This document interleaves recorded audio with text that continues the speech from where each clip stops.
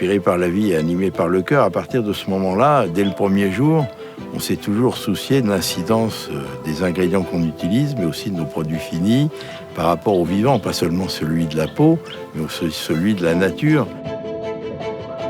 S'il n'y a pas d'amour, s'il n'y a pas de conscience de quand on fait un produit, quand on crée une molécule, quand on associe des molécules, quand on recueille ça, quand on finalise le produit, de son usage, de ce qui va se passer, eh bien, on est à côté de la plaque. Respecter ne suffit pas. Il faut avoir conscience de ce qu'est le vivant et de ce qu'on lui doit.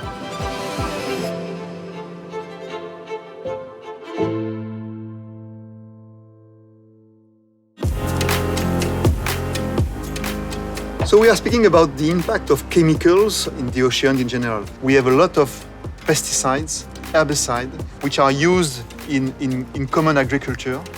And these chemical products go into the ocean and have a tremendous impact in the biodiversity and into the animal life.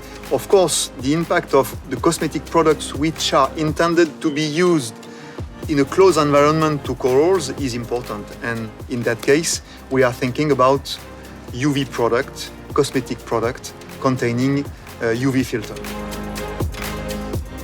At Naos, when we develop a sun care product, we are obsessed by reducing the impact of the product on the environment. The first environment of the skincare product is the skin ecosystem. So the first things we do, it is really to evaluate the impact of the product, of the security and the tolerance for the skin. And then what we want to do, it is really to study the impact on the aquatic ecosystem. Because when you use a sun care product, you go to the sea, you take a bath, and the product can be in contact with the seawater, with ocean, lake. And so what we want to do, it is to be sure that the product won't be in contact with the environment. It is why, for all our products, we want to have a very high water resistance. And then, if a small quantity of the product can be in contact with seawater, for instance, what we want to do, it is to study the impact on the sun care products on the environment. We have performed 3 kinds of tests on the coral, on microalgae, seaweed, and the third one on the freshwater plankton. Because at the end of the day, when you take your shower, well, the contact of the sun care products won't be anymore ocean or sea, but directly in the water cycle. All the sun care products of our 3 brands, Bioderma, Institut Estederm, and Etapure, have passed those 3 tests, and we are very, very proud of the results we obtained.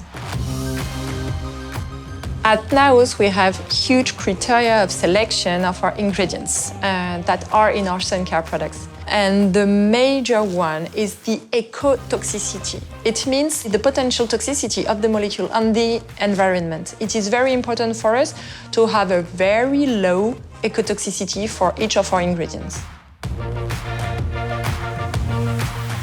We want the best solutions for sun care products for tomorrow, so we are in constant innovation and we are looking for new ingredients, more efficient, very respectful for the skin ecosystem and for the environment. And you know what? Some solutions are very close to us. One of the best UV filters is in our skin. It is the melanin, which is a natural pigment. Some other filters are already in nature. So I do hope you will find them soon in our products.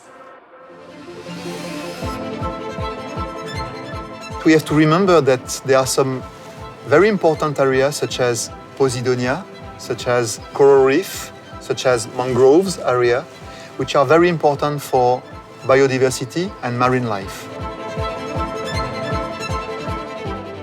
Les herbiers de Posidonie, c'est un écosystème majeur, essentiel en Méditerranée, parce qu'il remplit des rôles qu'aucun autre écosystème ne peut remplir à sa place. Ces prairies sous-marines sont des nurseries pour la plupart des poissons de Méditerranée. Même ceux qui adultes vivent ailleurs, la phase juvénile se passe très souvent dans l'herbier. Et les herbiers de Posidonie, c'est quand même 80 000 hectares en Méditerranée française. Donc c'est un écosystème qui n'est pas négligeable. On considère même qu'il a une valeur économique qui est 3 fois supérieure à celle d'un récif corallien, 10 fois supérieure à celle d'une forêt tropicale.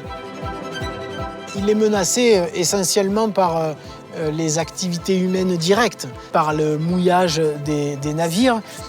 On a eu l'idée avec Andromède Océanologie de développer une application qu'on a baptisée Donia et qui est une aide au mouillage des bateaux. L'eau n'est pas toujours assez claire pour savoir si l'encre va tomber dans l'herbier ou pas. D'où l'idée de cette application Donia pour donner en libre accès ces cartographies et qu'au mètre près, on puisse jeter l'encre au bon endroit. Pour que l'application Donia fonctionne, c'est en permanence être en mer pour renouveler les cartographies.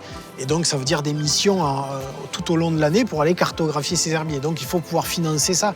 Et c'est là que Naos intervient. Il permet de financer la production de toutes ces cartes d'herbiers en Méditerranée. Et puis, il y a des tentatives de réparation. Et ça, c'est le projet REPIC que mène Andromède Océanologie depuis 2019. On en est déjà à 2 campagnes où on va tout simplement dans les zones de fort mouillage où l'herbier est quotidiennement arraché. Eh bien, nous envoyons des scaphandriers qui récupèrent ces branches horizontales, ces rhizomes, ces racines, ces feuilles de Posidonie arrachées quotidiennement. Ils les récupèrent et avec des petites broches métalliques, les replantent dans des zones dédiées pour espérer une reprise de cet herbier.